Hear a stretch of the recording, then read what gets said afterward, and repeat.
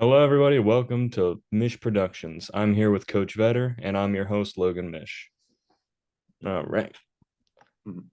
let's start off with the questions. Did you play sports before becoming a coach? Uh, so funnily enough, I played 1 year of organized basketball in my life. Catholic youth organization up in Rochester. I think I don't know, 12, 13. Maybe I was high school age when I was 14, but um, tried out for in high school 3 times, got cut all 3 times. I played football growing up. Played football a couple years in high school and did boxing a couple years in high school and ran track. But nothing not like most coaches who've played their sport, at least in high school. Mm.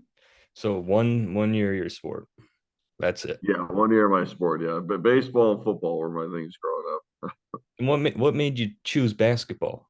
Like, why not become the baseball coach or the football coach? I mean, I got interested in basketball in high school. By the time I got to college, it was my favorite sport.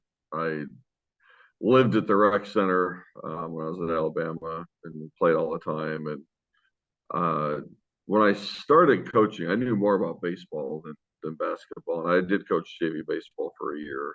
Um, but I just felt like my personality and my mentality were probably a little more suited for basketball. You've watched me coach. You baseball, you got to be very calm and even keeled. Most of the time, I feel like it's not really who I am. I'm more basketball, football, or more what I'm suited for. So Yeah. that's why I took an interest in basketball and got lucky and got a job right away, which really shouldn't have happened, but I got lucky, and then I kind of made the most of it from there. All right. Well, at least you got lucky. Not a lot of people can jump right into their industry. No, I mean it wasn't a good job. There's a reason why I got the job. I was the only qualified applicant that was enthusiastic about it, but it still got my foot in the door. Yeah. What actually led you to becoming a basketball coach? Was it something like a teammate pushed for you to do? Did you see an opportunity? Like what? So I was a sports writer, as we've talked about. I was what was called a super correspondent at the Tampa Tribune, and that's kind of what you did there before they would hire you full time. Um, and I got passed over for a couple jobs, and I met with the editor there, and he kind of wanted me to go and get some different experiences elsewhere, and then come back. Uh, and I didn't really want to do that, and I was kind of starting to. You could see the industry changing at that time. Even things were getting a little more online, and papers were just starting to kind of lay people off in that. So honestly, just he met with me in June. I just said, you know what, the heck with it. I'm young, I'm single. Um, put my resume and all that in with Hillsborough County Schools, and got lucky. I got an English position, and they needed a basketball coach at a middle school, at a Walker Middle School. So I took the basketball job, and a year later, I applied at Hudson, and rest is history. Yeah. Well, I was actually told in my last interview by our favorite football coach that you coached at Hudson. So I've been thinking, why did you leave Hudson for Mitchell? Like, what made you do that? Was it our favorite football coach or? He was actually a little bit part of it, but really, I had just been ready for a change. I loved my teaching position at Hudson. I was happy coaching there. We actually had a very good year in my last couple of years. We beat Mitchell each of my last 2 years. Um, and when I was talking to the coach here at the time, I mean, he said he's like, "You have more talent at Hudson than what you're going to have here." I was just ready for a change. I wanted a new challenge. I felt like we'd kind of maxed out our ceiling at Hudson. Thought might have a bigger ceiling at Mitchell.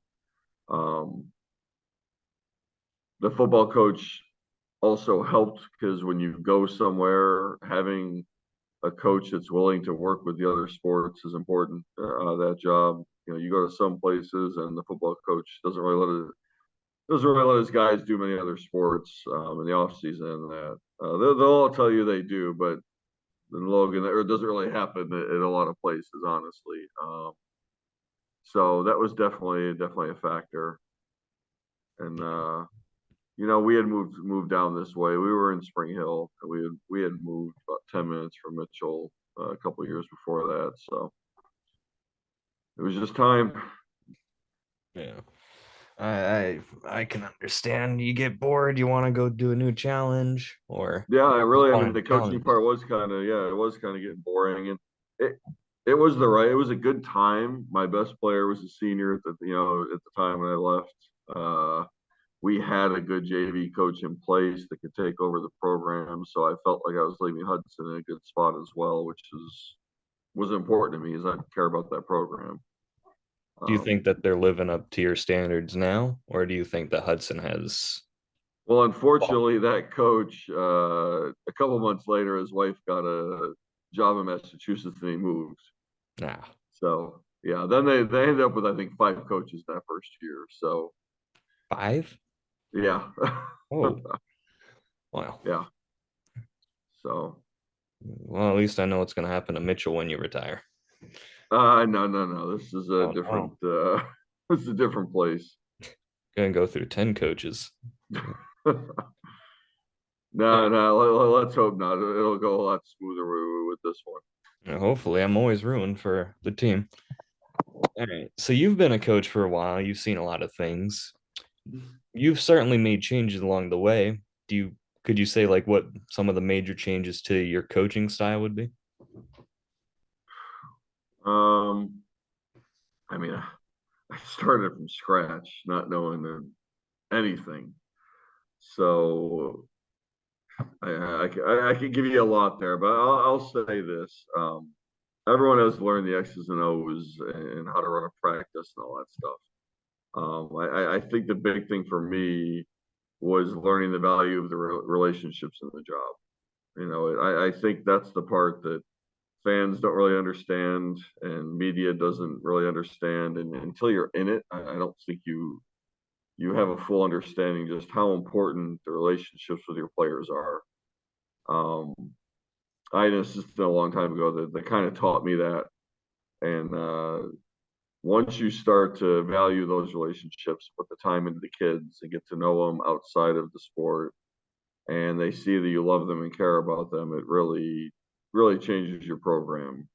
Yeah. Um, and I think for any coach, like that's the most important thing. I tell all my younger coaches now, like the X's and O's are great, but if you don't get along well with your players, and if they're not willing to go out there and play as hard as they can for you, then you're never going to be as good as you could be.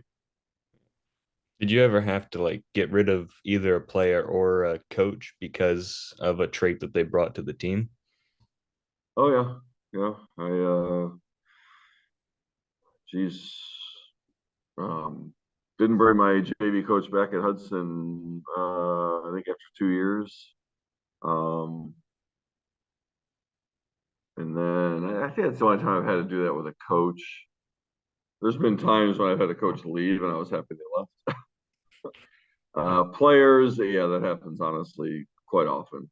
And it's usually, I mean, you'll have things happen sometimes where they get in trouble at school and that, and it's the decision's made for you. Um, but usually, if I'm going to make that decision, it's that they're affecting the culture in a negative way, and it just gets to a point where you've talked to them and you've given them some warnings and tried to help them and you've tried to get their behavior to change, and it just doesn't. So we gotta make a decision. Yeah, it's a sport. It's meant to bring people together, not bring in a Yeah, toxic thing yeah. for everybody. I've had to do that less and less as the years go on. I think you get better recognizing it early on, so you just don't keep the kid the next season. You Yeah. know, so So you had a very interesting season last year. I was told yeah. that y'all did great. You even told me you did good. For your returning players, what are some things that you felt that they did really well this season or last season? Well, I mean, we had. two sophomores playing our center position, which is it's the hardest position on the floor defensively. In large part because you got to do a lot of talking in that. And that part they did okay, not great. They had to do better on that, but just how they navigated playing that position, I thought they did a pretty good job. You know, you're in foul trouble a lot. You've got a lot going on every play. When the guards get beat off the dribble, you're the guy they're coming into. And then you got to worry about your own guy. And then you got the rebounding. You get some games where you're going up against a 6'8" guy. It's a lot, and they did a pretty good job. And I had two sophomore point guards that never played the position before in their lives. So to be thrown into that at the varsity level with no offseason preparation, because the transfers were all of our point guards that left. They really did a good job. It hurt us at times in the season for sure, being young at those positions. But given where the kids started out, they handled it pretty well. Now we just got to kind of grow off of that and keep getting better. Yeah. Well, you know that your players have actual talent now. You know that they can stand up to people that are even older and bigger than them. So Yes. things are looking bright for the team for next season. Yeah. We're just in it's a very competitive class. Our region's very competitive. So I don't think people realize like, going 12-14, I think all but one of those losses was to a top 200 team in the state, and most of them were the top 100 teams in the state. And we had a few wins against some of those teams as well. It's just every night almost is a battle. It's not like honestly the years before when Mitchell was really good. A 25 game season. 12 to 14 of them they knew were going to be wins before it even started. We don't really have that whole lot anymore. There's maybe 4 or 5 that we know are going to be wins, and the rest of them are going to be a dogfight. So the kids did well with it. Well, that's good. Well, I'm rooting for y'all next season. Y'all got to keep me updated this time. So off the court, you mentioned that you have a better team when they know that you care about them. So do you do any exercises off the court, like go do fun things, like team bonding exercises? Honestly, not like we should in the last few years. That's even going back to my last couple years at Mitchell. We're together a lot because in basketball you got a lot of tournaments and stuff in the off season. So we are together a lot, and we're away sometimes because we have tournaments out of town. But in my younger days, we would always do a couple extra things, like go to a ropes course, go to a movie together, stuff like that. I haven't done that stuff in years. I think that's just with my own kids getting older and that, and being a dad. Kind of don't want to take any more time away from the family than I already do. Yeah. But it definitely does help. I will say that. So would you recommend for like newer coaches that are getting into it to actually do that kind of stuff? Oh, 100%. Yeah. Because just getting the kids around each other in a different, non-pressurized setting where they can just get to know each other and hang out together, it definitely helps. Yeah. You want them to know that they're actually a family out off the court. Exactly. Yep. You think that helps them like build more trust like on the court? Oh, it's 1,000%. And I don't care what sport you play. There's elements of trust involved. In basketball, it's when you help on defense, you're leaving your man to go help on someone else. Trusting your teammate is going to come down and help pick up your man. Those situations happen literally every time down the court, just about. And on offense, trusting that you give the ball up to a teammate, they're going to do something good with it. That happens every time up and down the floor. I mean, it is a huge deal. You follow NBA or college, or if you do, you see teams every year that you say, man, they should be a lot better given the talent they have. Or you see some teams, you say, man, I can't believe they're doing that well given the talent they have. it's almost always because of how well they get along together or don't get along. And that chemistry bleeds over onto the court. All right. It's very important life lessons from Coach Vetter. Any coach that watches this video better listen, take notes. Well, I always say I've lost a lot and I've won a decent amount, but I know what both look like. So I always tell them I know what losing teams look like. I've had enough experience of that throughout my career. So yeah, I do think I can help people improve their teams. All right. So not every rule is your friend in the sport. Most rules aren't your friend.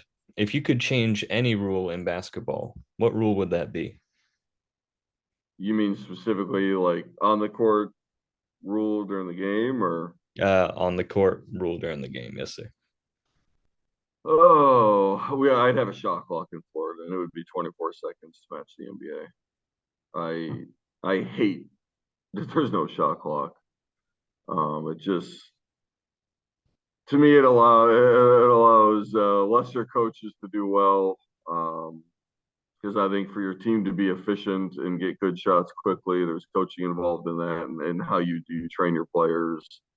It makes for a slower game, which is more boring. And you get some of these teams. We've played games in the summer where we're down by 6 with 4 minutes left, and the other guy starts holding the ball. It's like, come on, like this isn't basketball. Watching you spread out and pass the ball around for a minute and a half, and you know, and people say, "Well, get them out of it." Well, okay, you go trap them, and they're going to get a layup. Like it's just not basketball. Like have a shot clock, make them play each possession, and it would just be a way better game for everybody involved. Well, hopefully, someone's listening to this and they can take some notes. Hopefully, change Yeah, one. you're getting there. I think you got about 30 states right now that have a shot clock. Um, I think the biggest worry is it's not the installation of it. That's a one-time thing. Hey, but now you have an extra person you need every night to be able to run it. And you've been there, sitting at our scorers table. And like sometimes it's hard to find people who do the clock for you. So now you got one more person you got to find. But And it can get chaotic. on, yeah, we got to figure that out. Like that to me, that's not a good reason to not do it. I mean, you can always find an extra person. Yeah, well, and Not ultimately, I don't know impossible. why. Like our sport is the only sport that doesn't have the rules uniform from the pros on down. Like college has a shot clock longer than the NBA, and we don't have one. High school football has a 25-second play clock.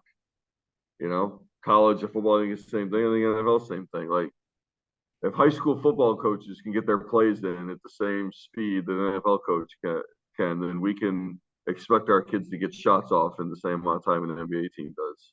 Hmm. And if you're, I can't believe you said that go slow. Oh my God. When I worked for you, I was like flipping through pages. I was like, who's that? Who's that? Who's that? Yeah, I get through because saying we that play someone fast. scored, and then someone else is scoring while I'm saying who just scored, and that's slow. All right. Well, I mean, we're not slow because we don't let the game get slow. But yeah, a lot of teams that you play, if they have their way, they will. Yeah. They get lazy or they just want to run down the clock. They just want to hold the ball and they're going to work the ball until they get a good shot. The one of the challenges you face in our situation, our kids are pretty good, but we're not in your upper 25% of athleticism. And we're pretty good, but we're not at the upper echelon. It's hard to speed teams up when you're not that without taking too many chances that you get beat on the back end. So a shot clock would probably help us, I think, because we're already good at playing fast offensively, and some of these other teams that just want to hold the ball forever wouldn't be able to do it anymore. Yeah, they'd have to change up their style. Yeah. But Their the other coach thing is, you might just even, said it. Like it's a lot more fun to watch a game that's up and down. yeah, Like who wants to watch a 45-40 game? I don't know, man. It's just not. yeah. It's got to be at least like 60 and up points. That's Yeah. an interesting basketball game. Yes. Exactly. All right. So you've had a lot of good memories as a coach. You could probably name me 100 if I asked. But what is your like, if you had to choose your favorite memory through your entire coaching career, would you be able to name one? Yeah. It would be my sixth year at Hudson. We won a regional playoff game. It was the first time in school history that they'd won a regional playoff game. We were down by 14 early in the fourth quarter on the road, and we came back and we hit a three late to win the game. And um, when the game ended, like I was all emotional, and I like ran and shook the coach's hand and all of that, and then ran into the locker room, and my best player was the first player in the locker room, and he just gave me a hug, and we just stood there. We were the only ones in the locker room for a few seconds until everyone else started coming in. Yeah, I'll never forget those few moments I shared with him. He really, we won 11 games total my first 4 years at Hudson. We were 11-91, and he was a really good player. And everyone told him he should transfer and not go to Hudson. And he came to Hudson. He stuck it out, and we got to regionals his junior year, which was the first time Hudson even made it, and then his senior year we won a game. So it was just kind of like the culmination of all the crap I'd been through, just being the worst coach in the area and then having the worst program in the area to, he stuck with us. We grew together. We learned how to get good together, and then we had that big win together. So yeah, that's the one moment I'll never forget that moment. And I think if you asked him, he probably would still remember it as well. Do you know if he ever like went on to do professional basketball? No, no, he played at Flagler College. He had a very small scholarship there, and then he's still over in San Augustine. He met his future wife there, and yeah, I think he's working, and I think he runs some basketball camps over there and that. But That's no, great. I've never coached anybody that good. I don't know. You never know. You had some good players. Yeah, but that's a whole different level. Like he was a great high school player, and I think he was one of the better guards in the state his senior year. But I would compare it to this. Like, do you follow college and NBA fairly closely? Mhm. I follow it a bit. Yes. Yeah, and you'll see this. You'll see there'll be a really, really, really, really good college player that just never makes it in the NBA. And then there'll be a guy that was a 9 point a game player in college who was an NBA All Star. Like there's just when you go up to the next level, it's not always about who's the best player at the level below. There's certain skills and size you need. So he was that type of kid. Great high school player, but his he was 5'10", so his college ceiling was gonna be limited. Mm. Well, every best memory also has to be contrasted by a bad memory. So, through all your years of coaching, what is one of the bigger mistakes that you've made as a coach? That's a lot. Yeah. Probably a couple this year. Oh boy, it's a good question. Because I think like to me, like a mistake isn't, oh, I put this guy in the game with a minute left, or oh, I Those are didn't call just normal, timeout, or just a any normal of thing that. that every coach does. Yeah, those are. I mean, you have a split second to make a decision. I don't look at that. I would say, um,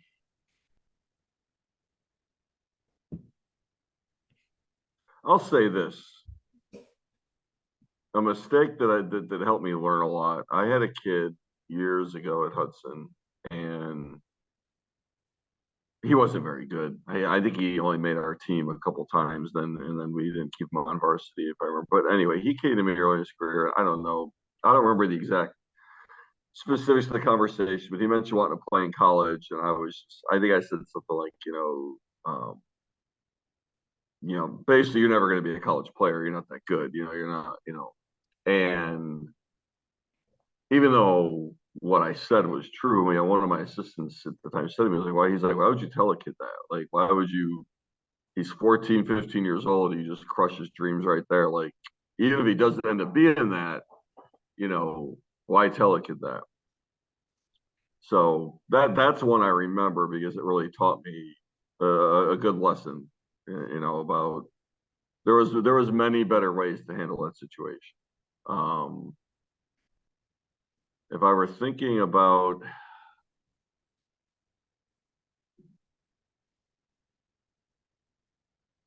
something on court,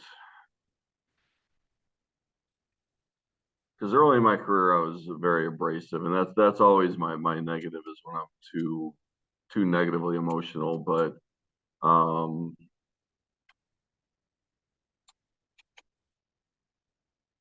gosh, that's a really good question. There's a lot of memories on the court. Well, when you make me have to think, because it's like every year you get to the end of the year, and I literally just texted my coaches today and said, "All right, tell me all the things I screwed up this season." And we do that. I tell my coaches, I want to know exactly, and then they're always like, "Well," and I'm like, "Listen, y'all talk. Y'all are thinking during the season, I wouldn't do that. I wouldn't do that. So now tell me. I want to know because this is how I get better." Um, but to try to like think of just a couple like big blunders, I would say this. My year after I just told you about the 60 that year we won the regional playoff game. The Hmm. next year we had a couple good seniors coming back. We were very young. Aside from that, a little bit like my year this year at Mitchell. And we were the 3 seed in the district.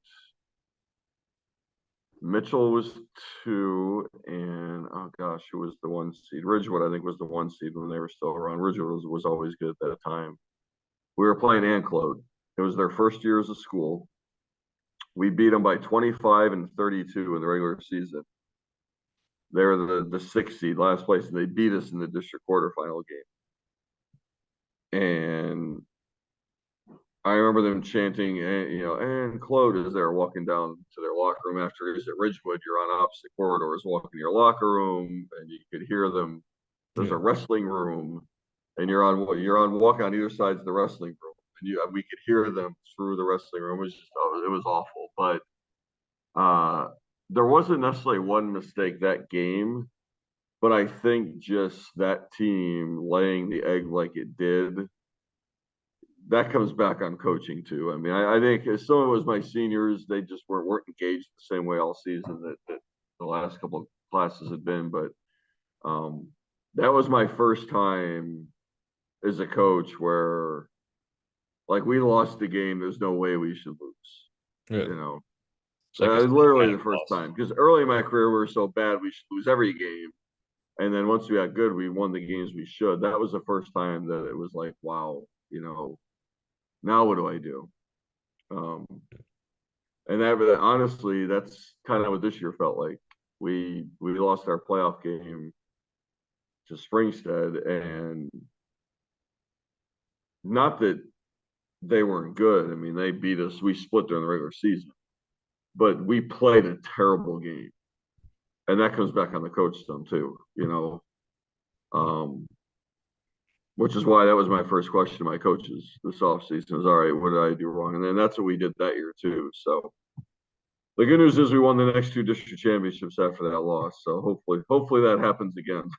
Yeah. Do you think that you're other than yourself, because you're perfect, you're a great coach. Do you Not think that perfect. no, there's no such thing as perfect. Do you think that your coaches this season did well? Like Uh, compared to other seasons prior? Like how do you yeah, think? I mean, I had the same too. I mean, they do a great job. Everything I could ask for. They they're at all the practices. They're great with the kids. They know the game well enough that they can actually offer me something that helps. And that statement sounds a little mean, but when you coach in high school, you do get years where your assistant coaches, I mean, they're volunteering out there, they're helping you with their time, and that's great, but they don't really know a lot about the sport. So Mm. when they're trying to offer you advice, it's just not, you know, a lot of times there's years it's really not going to help you, to be honest. But that's not the case right now. I got a couple of guys that really know the game, so when they speak, I can listen and I can know that it's coming from a place of knowledge, which is a huge help. They do a good job with our JV team, so you know there's always room for improvement, like with all of us. But no, I love my coaching staff right now. All right. Well, that's good. You need to be able to like your coaches so you can actually have a successful team. Yep. So all your coaches are volunteers. You must get a quite a few volunteers, right? Uh, do you mean like I have a lot that want to help? Yes, sir. Believe it or not, at Hudson hardly ever. At Mitchell, it's been more. Um, basketball, basketball is tough. Although I say that there's football teams kind of have a hard time getting coaches. So, um, but yeah, basketball it's tough to find guys that want to help who understand what school ball is. You'll there's always travel ball guys that want to help, but they want to get paid for it. And once they start getting into it and seeing the amount of work and they're not getting paid, then you don't see them anymore. So that's why I say understanding what high school ball is about. You're a volunteer and you're here to teach kids. It really what I do, what our football coach does, it doesn't change from classroom to court. It's the same mentality. We're here to teach kids, and you're serving the community, and you're never going to get paid what you deserve. So finding people willing to do that can be tough, but it's been easier at Mitchell. That's the one thing I've been pleasantly surprised about is when we have a job opening, I get a lot more applicants than what we did at Hudson. So how do you choose between like coaches? Like how do you select your coaching staff? Like when it's time to pick applicants, how are you selecting? Well, first off, usually, I mean, you take whoever, like, honestly, Logan, you take whoever wants to help. Um, but if I have a selection, first thing I'm going to look for is um, do I think they'll work well with the kids? You know, are they gonna kind of what we talked about earlier? Are they gonna form good relationships with the kids? It's the most important thing we all do, but it really is the most important thing they do because there's just times during the season where the head coach doesn't have time to always be invested in what's going on with each kid. During the season, there's just too much going on. You need your assistants as a buffer between you and the players. That assistant's got to know, hey, this kid's having a bad day. You can tell it in practice. The head coach just to be chewing the kid out and all that, but the assistant coach has to go over there and find out if there's something more, and then let the head coach know. So okay, tomorrow I gotta take it easy, or I gotta pull the kid aside and talk to him and see what's going on. That's just a huge job for the assistant coach. Um, Second part, honestly, I always ask him when we have a JV opening, is the JV does pay, not much, but does pay. I always ask him if I don't select you as the JV coach, would you want to work as a volunteer? And I've done this long enough. I can read their face and tell if they're sincere. They all say they'll do it, but I can tell when they're lying. So if I can tell they wouldn't, I'm crossing them off the list because they're gonna start doing the JV job and see how much work it is. They're not gonna want to keep doing it Yeah. because the amount of work you do for the pay, you may as well be an unpaid volunteer. You gotta have guys that they want to be out here 100% because they want to work with kids, regardless of the money, regardless of the wins, regardless of how much say they get. Um, a couple of coaches ago, my JV coach had never coached before, and he was very raw at this. And I chose him over some more experienced candidates because I could just tell that he cared about kids. And that man has continued going to games and continued supporting the kids, and I'll take people like that all day long in my program. Yeah. You always want the people who are actually gonna care about Oh, every the about the team rather than themselves. yeah. Yep. I mean, we're not Coach K out here. I'm not getting paid seven figures to do this. So, I mean, the environment you can provide the kids is a big deal at this level. Yeah. Maybe one day we'll be getting paid seven figures to coach people. I doubtful. Would you ever take the opportunity to move up like a level, like to college or NBA? If No, you, it wouldn't be feasible because that's all about who you know. And um, so basically, I'd have to take a job as a low level assistant wherever I could find a job. Probably cut my salary in half, if not more. And with a family, that's just not doable. And then you'd have to be willing to travel because the coach you're working for is either going to get fired and you're going to be looking for another job, or he's going to get hired somewhere else and you're going to hopefully go with him to his next step up and follow that along until eventually you're the top assistant and he leaves and you get the job. I mean, that's pretty much how it goes. It's really a young man's game. Like that's something when we first got good at Hudson was around the same time I had my first child, and I'd always talked about coaching in college at that time.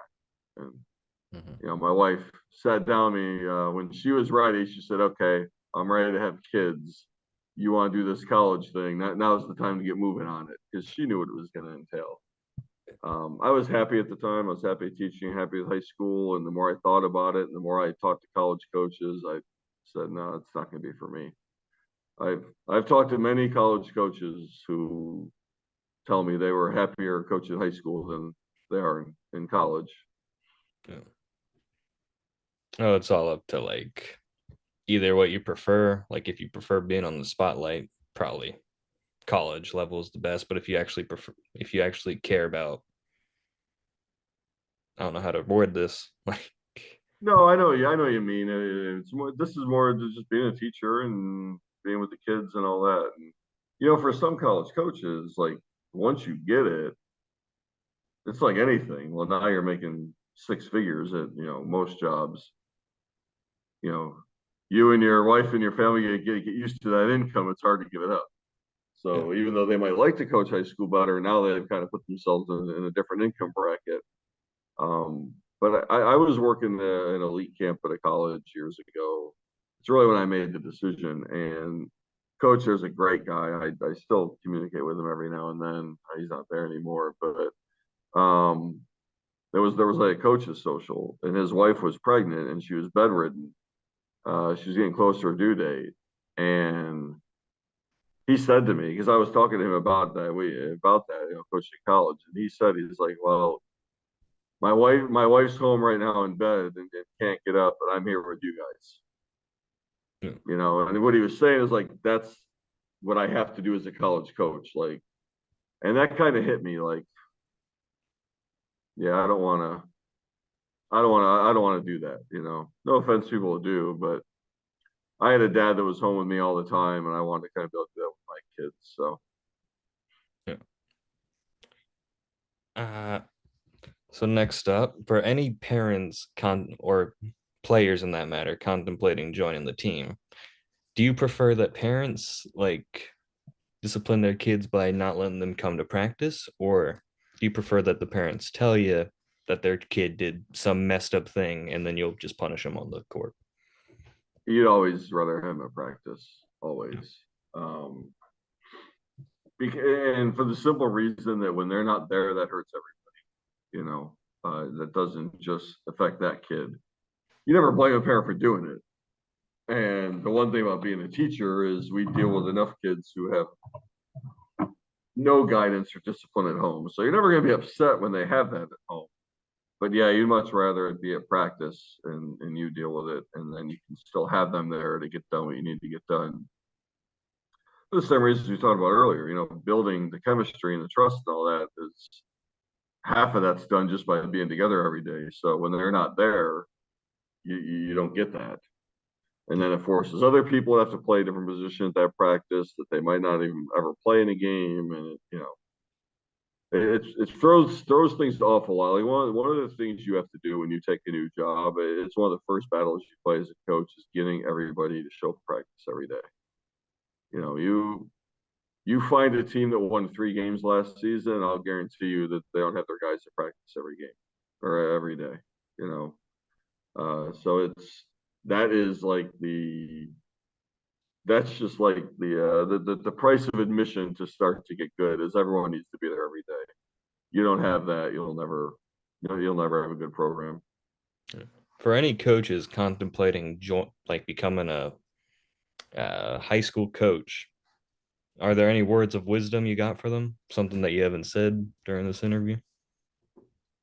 I would just say that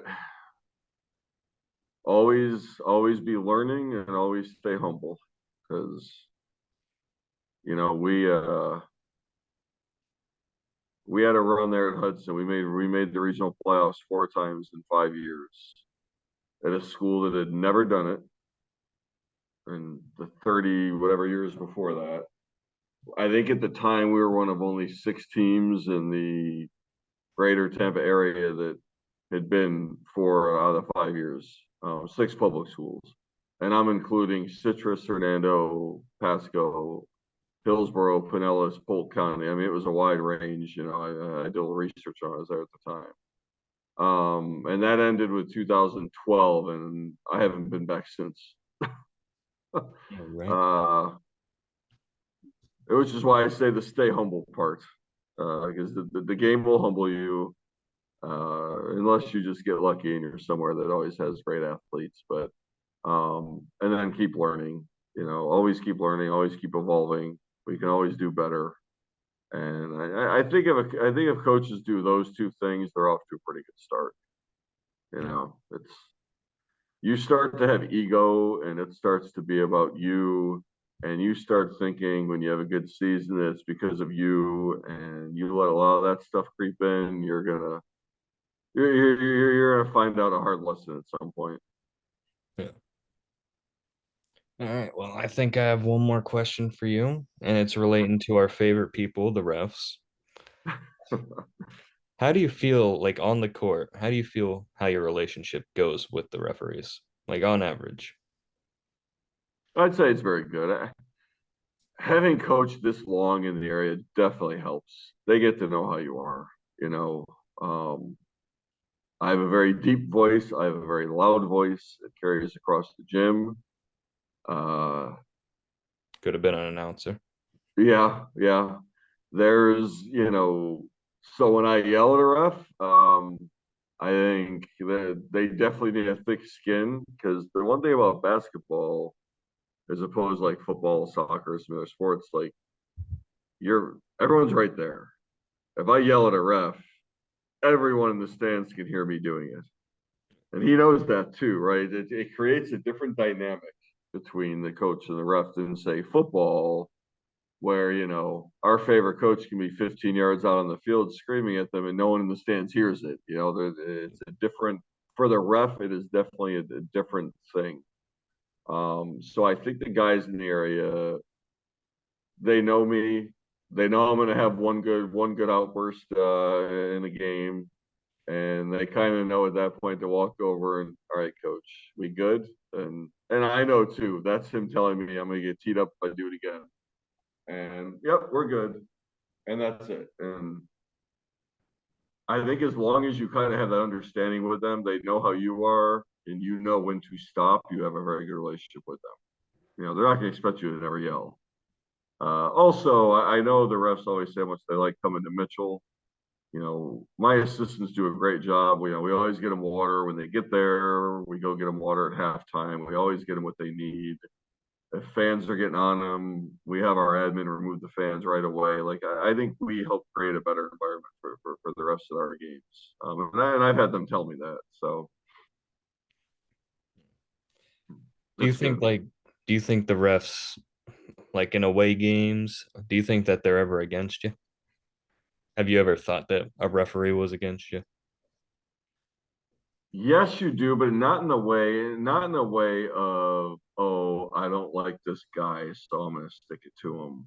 You have those moments. You have moments where one call will be, you can tell that they're upset at you and they're human, you know. But you do have games where just the general flow of the game is against you. And sometimes refs can help contribute to that. Maybe they're calling a lot of fouls and it hurts how your team's playing, or they're not calling many, and that hurts how your team's playing. But that it's not done purposely. It's just the way they're refing that night is working against how you're trying to play the game that night. Yeah. You know, but it's not like a malicious. Oh, I don't like that coach. We're gonna stick it to him tonight. It's just it's basketball, man. It's very much a flow and chemistry and energy game, and sometimes that energy gets off against you, and there are times when the officiating is what causes it. All right. So we can end the rumors of a ref maliciously going after Mitchell now. No, I've never felt that way. I mean, you might be mad in the moment, but no, I've never felt that way. You know, Mhm. they're just human. They're gonna make mistakes too. And a lot of times when I go back and watch the tape and I find something I was mad at, they made the correct call, and I was wrong. So. All right. Well, these have been words of wisdom with Coach Vetter. Do you have anything you'd like to say before we end up? Yeah, pass all your classes. Don't screw I mean, I'm trying. It's hard. up. You know, 2 classes a month. It's too much. Are you working too, or Uh, nah. I've tried applying to jobs, but unfortunately, the second they see a full sale on the application, they're like, oh. The problem with hiring from Full Sail like directly, the schedule changes monthly. So I think that's what turns off a lot of businesses. gotcha? So yeah, you're doing 2 full classes each month. Or Oh, that's yeah, sometimes I'm doing 1 class a month, but now I'm doing two. So oh like the wow. last 2 months I did 1 class for the entire month. Now I'm doing two. Yeah. On Well, top I think I told you this when you were here, and I'll tell you again. There is no replacement for experience. And the line of work you're trying to get into, it's all about the experience and getting to know people. So just make sure you're always taking care of those two things. of the fun thing with Full Sail, I haven't done this yet. I've applied, didn't get any of the opportunities, but you can Hmm. like go announce for or like call Rollins games. Okay. That's like a college right next to the school or not far from the school. So you're in Orlando area. Okay, I wasn't sure if you were Tampa or Orlando. I mean, if I was in Tampa, I'd probably be doing this interview in person. No, yeah, I, that's true. I'd be shooting video for you guys. That'd be experience. Yeah. Well, listen, don't be afraid to reach out. I don't know if you have, but ask other colleges if you can do it. Ask high schools that like. I found a lot of the ways I got my experience early on was just doing it myself, like getting out there and asking people. And I ended up writing my own newsletter that I sent to 5 people a month, and that newsletter is what got me my internship at Newsday. Like the lady saw it, was really impressed by it, and just something I did on my own. So don't be afraid to go out on your own and ask around and just keep plugging away and keep asking and keep asking. And I don't know, there's all kinds of ways into athletics. So just don't be creative. I would say be creative in how you go and try to find things. Yeah, that's half the reason I'm doing the interviews. Sure, half of it's for class, but the other half I'm posting on my social media accounts to hopefully get my name out there or get someone Yeah. to. Yeah. So, so start a podcast. Go bring Rollins players or whoever on your podcast. I mean, just find different ways to do it and gain experience, man. Because I'll tell you that what you're doing right now, reporting and all that, it's like anything else. The more experience you get, the better you get at it. And when you do get your break, you'll be ready for it. Hopefully, one can hope. I'll be praying for that day. Yep. All right. So you got class in what, 11, 12 minutes? Actually, I had back-to-back lunch and planning, so I gotta go out here That's to much of my nice. duty, much of my duty here in a couple minutes. But Nice. I got class in like an hour. oh, okay, well, there you go. You get napping. I can't nap. Once I'm up, I'm up. All right. So I think that's gonna wrap it up unless you got any more words of advice. Nope. All right. For anyone who is watching, thank you for watching. This was Mish Productions. You watched the interview with Coach Vetter. Have a good day and see y'all next time. Have a good one, Coach. Thanks, Logan.